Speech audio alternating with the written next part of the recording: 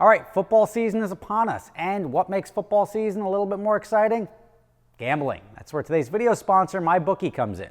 MyBookie.ag is the place to get in on the action this football season. Their easy-to-use, brand-new mobile site allows you to place bets from anywhere.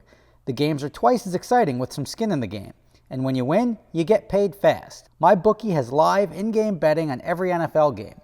They've got the most rewarding player perks in the business, and for you fantasy football guys out there, you can even bet the over-under on how many fantasy points a player will score on each game.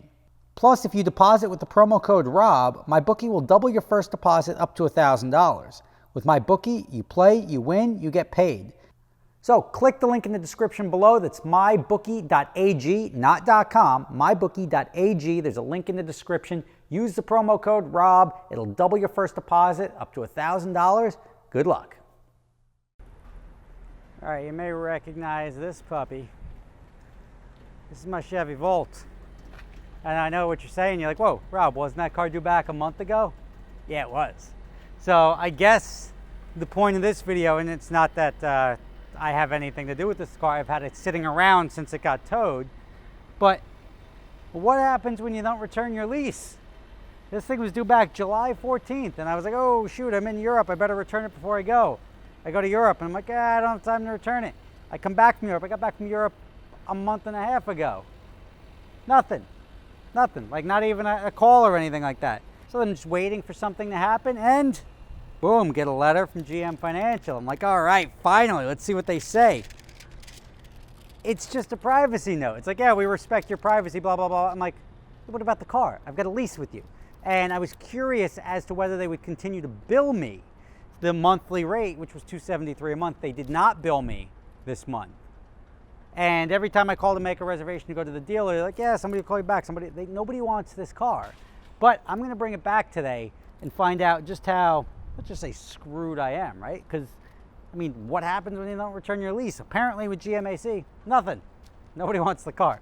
But I'm going to go dump it at the dealership and see what they bang me for. I'm excited. This is sort of like, the intrigue is real. All right, now I know what you're thinking. Hey, Rob, you donkey. What? Well, first off, don't call me a donkey. But why are you driving the car? If you said you've had it parked since you got towed, why would you be driving it now? You clearly didn't register it. Well, I thought of that, and while the camera was off, I put a dealer plate on the car. So I just happened to be driving this car on a dealer plate. But also, you may want to think, like, why are you going, why is it so hard? How does it take you so much effort to get a car to the dealership? There's Chevy dealers all over. Well, I tried that. I wanted to bring it back to Chevrolet, the La Sorsa Chevrolet Buick in the Bronx, which is where I bought the car, where I leased the car from. And I was like, you know what, this is just too much effort. Because it's like a half hour for me to get to the Bronx. And I had this whole thing. I was going to go to Arthur Avenue. It was going to be a good time. But I was like, you know what, let me just bring it back. I don't have time. I've been trying to get this car back forever. Let me just bring it back to Chevrolet of Englewood, which is a quarter mile away. Call them up. They won't do it. They got to bring it back to the dealer you got it from. And to me, it didn't make a lot of sense. I'm like, well, what if I bought it from Chevrolet of Littleton, Colorado? Wouldn't I be able to return it here if I moved? And I didn't want to really do that exercise. So let me just bring it back to the dealership and see what happens. Now I'm curious, if they do, how are they going to treat this additional, let's just say 40 days I've had the car, because it's now, so at least 37 days past the lease return date. And again, no phone calls, no anything. What are they going to do? Now, I did go over on mileage slightly. I'm at 34,767 miles. So are they going to give me an extra 1,000 miles if they're charging me for extra time? Do I get extra mileage? Are they just going to charge me the mileage? Do they not know what they want to do with the dang car? I don't know. And we're going to find out soon enough. Next stop, dealership. Because right now, I'm not allowed to film on the George Washington Bridge. It's just a thing. All right. Here we are in the Bronx, Webster Ave. Car is no longer mine. Nobody clubbed me in the knee. Nobody yelled at me. Nobody did anything bad. And I was like, what happens? Nobody contacted you from the bank? No. All right, well, they'll probably charge you for an extra month. And it's like a month and 4 days. So we shall see. Stay tuned. I'll probably, you know what? When I get back to the shop, let me debrief on what this whole thing cost me, and I'll just do a quick update when it happens as to what they charge me, if they charge me, when they charge me. Stand by. All right, here it is, GM Financial Leasing. This is, I like to call this an Eiffel Tower, because I can use it as a letter opener. You ready for this? Sort of excited.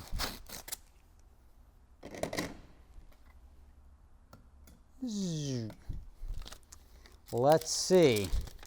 It's now Labor Day weekend. This just came in the mail. Thank you for leasing your 2017 Volt with GM Financial. This letter confirms that as of 8/20, the above referenced vehicle was accepted as a lease return.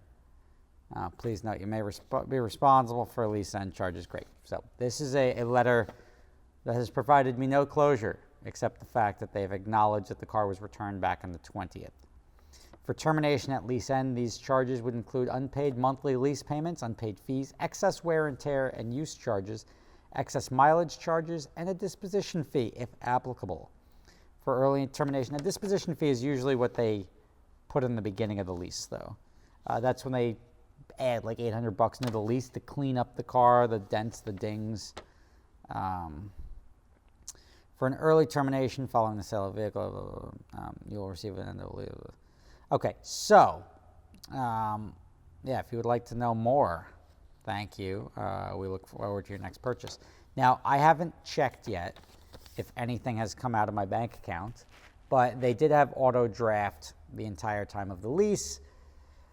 I'll let you know. I'll put some quick little blurb or mention if I don't get it in the next couple of days as to how much they're going to ding me on the end, because I'm really genuinely curious, because there was like, and I consider it standard wear and tear, but the little dings and door dents and stuff like living in an apartment right now, that's what you get on your cars. And genuinely curious. I think I get an extra 1,000 miles, so that should wipe that to be less than $100. And now it's just how much are they charging me for the extra 6 weeks? We'll find out, and when I do, I will let you know. Thanks for watching. See you tomorrow.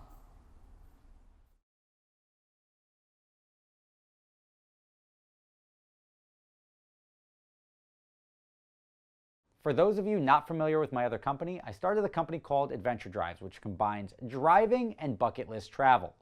It's a lot of fun. If you're interested, prices can be done per person. Don't worry if you don't have somebody to go with you, we can match you up with somebody. You can check the link in the description for adventuredrives.com and sign up today.